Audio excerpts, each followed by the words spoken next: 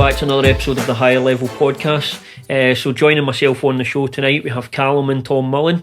Callum and Tom are both up at higher level training at the moment, so welcome to the show, lads. Nice one, thanks for having us on. Obviously, I know he's been busy training, he's jumped in for us, so I appreciate the time. We're obviously speaking a wee bit off camera there, just about when he's come up and stuff like that, so I just want to speak to you about how you get into MMA. You've got an older brother, I'm presuming that was one of the reasons you get into the sport.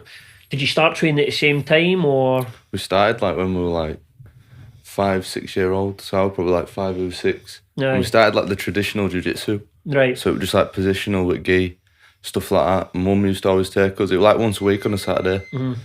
And then oldest brother was 17 when he got to an MMA gym. Yeah. And then we joined from there, so like we just started going. And then now I ended up where we are now, really. Just like we started doing a few sessions MMA, and then like when we got to 12, 13, we were like every day a week just training MMA. Aye.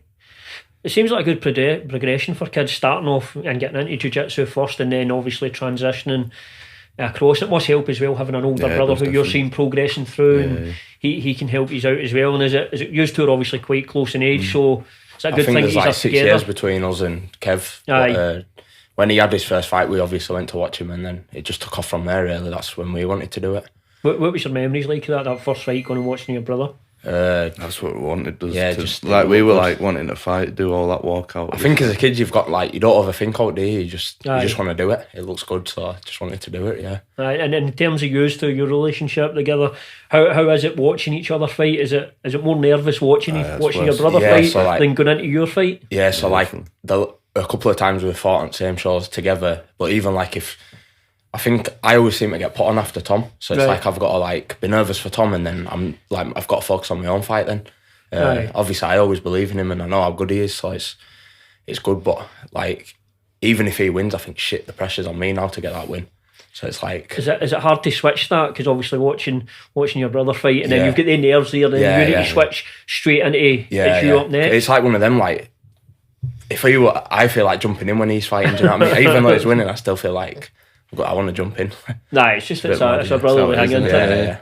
And you're obviously up here training now. So when did you get up at higher level? Come on Sunday evening. Sunday evening. And so far, how's your experience been? How have you enjoyed your time up in the gym? Yeah, it's been next level. Since Sunday to like tonight, I've learnt loads. Like I feel like I've improved so much as a fighter already.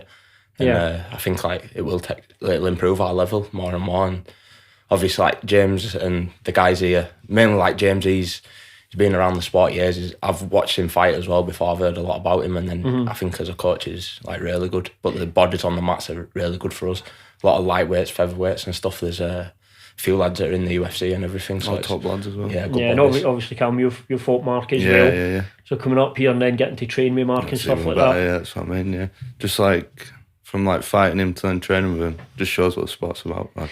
Because that's sometimes you don't see that side. You just see like the lead up to fights, and I guess when you're looking at like UFC, and it's kind of commonplace now for guys to be going back and forward. But yeah, it's no every fighter's like that. No every fight's like that. Yeah.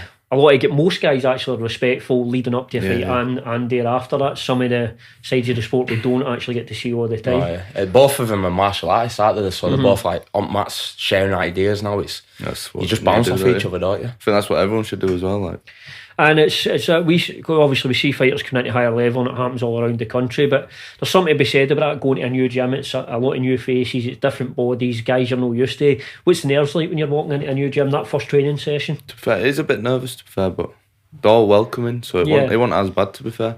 Yeah, and as we've known them and messaged them before, so it's like just get straight in with mix and just get training hard with them. Aye, definitely. And so when you actually come up the first time, it was used to have come up, but you aren't alone. You've got somebody else with you. Yeah, Jamal, he's fighting next weekend on Almighty as well. Right. He's come up. He drove us up, and then him and Tom are going to go home on Friday, and then I'm going to stay and do another week. And Jamal, what says Jamal amateur? Is he? Yeah, he's amateur, but this should be his last amateur fight. This. And then moves on. Yeah, moves on to pro now. Yeah. He's had like 8 amateur fights. He's right. Top level. And how long have you been training with Jamal? We started training with him about 6 years ago, wasn't it? I'd say when we were 15, 16. 15, 16, yeah. And then wherever we've moved gyms and like trained, he's always been with us, and that we've all like. There's always been like me, Jamal, and like Kevin, Ben, and everyone that stuck together. Inspire Jamal Raja. Some problems in the first round. Oof. Good shot. High guard as well from Jamal, coming over the top with that right hand. Yeah, he's a tidy boxer, Jamal.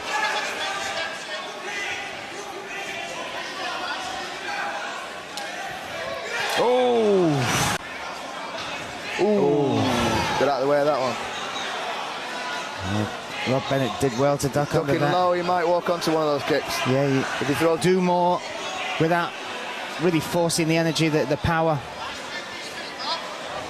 Oof. Mixing it up to the body as well.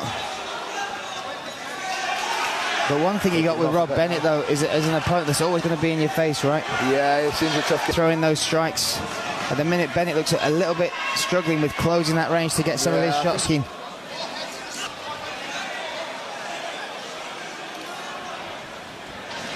Now Bennett charging, push to the cage and commit for a clinch. Like you say, try and get a bit of a clinch going. He's just got to mix things up because if he stands at this range. Yeah. His reactions as well, Jamal Raja, it's something special. Ooh.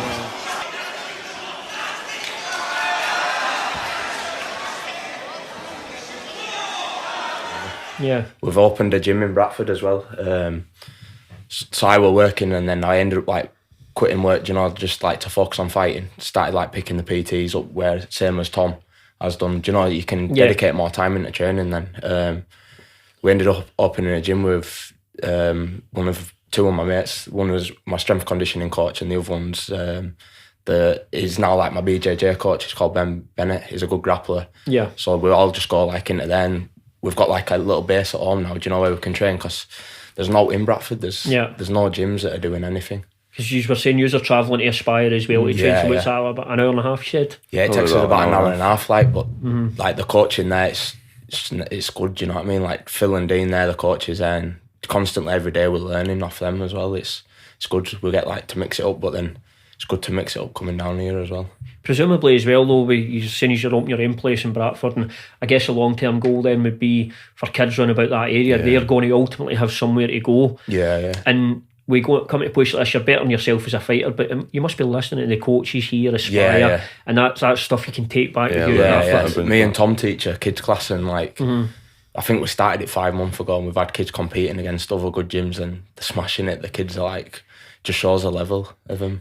So, see, on the coaching side, obviously you're saying you're coaching kids and stuff like that now, but when I speak to a lot of fighters, they say coaching actually benefits them as a fighter, because it gets you starting to look at things again. It gets you looking at the basics, and gets you maybe looking at yourself. Have you found that for teaching the kids and stuff like that? It improves yourself, like even little techniques, like while you're doing it, you then think, oh, you could do this off this, and then learn something from that. There's so many things you can do with it. It's like stuff that, because obviously like you're always going through like quite high techniques and stuff like that. You go back to the basics and like you forget, you actually realise, oh yeah, there's them little steps, do you know, like, and it's like refreshing your mind.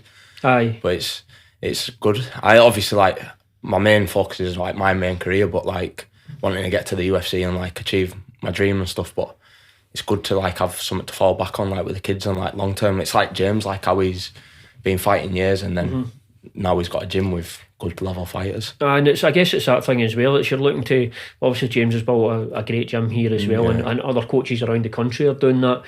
And with guys that are fighting now, they're guys that are going to be the coaches in the future. And I guess when you're in the longer term goal, it keeps you involved in the sport and keeps you doing what you love, essentially, doesn't it? I think like martial arts, it's just a lifestyle, isn't it? Like you've got people that are like us. We used to work and stuff, but it's not for us. Do you know what I mean? Like, time to get somewhere with it, really. Why you spend 9 hours doing something you can't stand to then do 3 hours on an evening doing something you do enjoy? You'd rather like do it full time. Aye, well, it's that. What's the old saying? I'll fuck this up, guaranteed. It's if you love what you do, you'll never work a day in your life. Yeah, that's it. Yeah, but then that's what it feels like since I've left work. That's just enjoy everything. And now it's even hearing you speaking about training fees were 5 or 6. I'm going back longer than that. I'm thinking now we're seeing guys coming through like you who have trained for that young, and even for that age, you must have seen a progression in how the sport is in the UK. And Have you seen, like, initially when you were younger and telling people you were training MMA, did people know what you were talking about? Or I didn't have a clue. I think it's still kind of like that as well Yeah. now, isn't it? Like, Yeah. it's hard to explain. Like, if anyone ever asked me, like, what do you do? I'd say, like, I lose, like I said, do you know Conor McGregor is or something like that? And then use that definition because everyone seems to know who he is.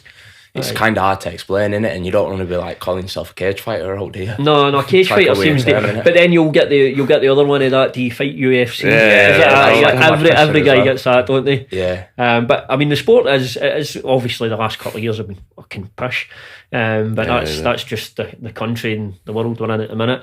But the sport's definitely grown, and hopefully it keeps growing in the UK. And I think younger guys like yourself coming through, and obviously guys like Mark and at the gym, there's, when you look about the country, and you'll see guys on shows when you're fighting as well, there's a lot of talent out there in the UK at the moment coming through. So I think it's like, I've noticed it, like us, we're a lot younger than the lads that are in the UFC, and we've trained with like a lot of lads that are signed to the UFC now, and I think you can tell that you are going to make it. Do you know what I mean? Like I've got that faith in myself, and like the bodies on the mat here, do you know what I mean? Like there's lads that are our age. We've got like the world at our feet here. Do you know what I mean? Yeah, I think the biggest thing as well is, I'm sure James would say this, and it seems like now guys that are coming through your age, and again like Mark and that, it's the really train like professionals, and they treat it like a profession, whereas 10, 15 years ago guys would train, fight, and then blown up still. But it just seems like everybody coming through now, seeing what you can achieve if you get to the UFC, and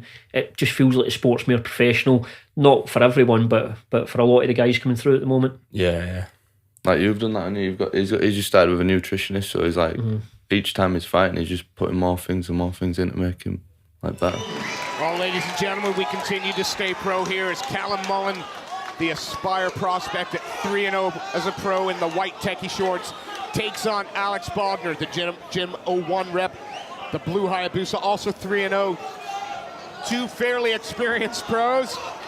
Yeah, this is a tasty matchup, Steve. We've just seen Callum's brother Tom competing. Callum, again, just like Tom, a very, very smart fighter, slick striking skills, knows when to throw, knows how to fake and feint his way in. We've got Alex Bodner in the red corner, putting the pressure on at the moment. Oh, and a big right hand from Callum Mullen. Fresh pro fighter as well. Liam McCracken in the corner too. Jabid Rahman, Jamal Raja. Yeah, what we won't do is call attention to the five of them that are in the corner. Yeah, definitely not. You can see that he's kind of calling Bodner on though. That's it, and he's straight into that choke again, Steve. Yeah. Looking for the high elbow guillotine, possibly. Certainly knee. Oh, knee to the head there. That one hurt, Steve. Bodner's down to the floor. The neck is getting cracked, and the choke, and he's got it. And it was the knee. That's it, Callum Mullen. Callum Mullen is the man. Wow. He asks who's the man. You want to know who the man is? It is Callum Mullen. That's who the man is. Get that stuff out. It makes a difference, especially in the sport you're doing, and the amount and I take it you train year round as well. Yeah, we just train at home. Yeah. Nah, so there isn't. See, the other thing behind that training year round, it's if opportunities do come around the corner that you're ready to go. And how much of a difference for you is that made? See, getting nutritionists in and stuff like that. So it's the same lad that Mark's doing his nutrition with. I've seen like a lot of people going with him, so I decided to like choose him, and I feel like sometimes, do you know, like when you go into training and you're bloated and stuff like that, I can do that, like I can overeat or something like that, whereas this is, everything's done for me, so like I don't need to worry about it.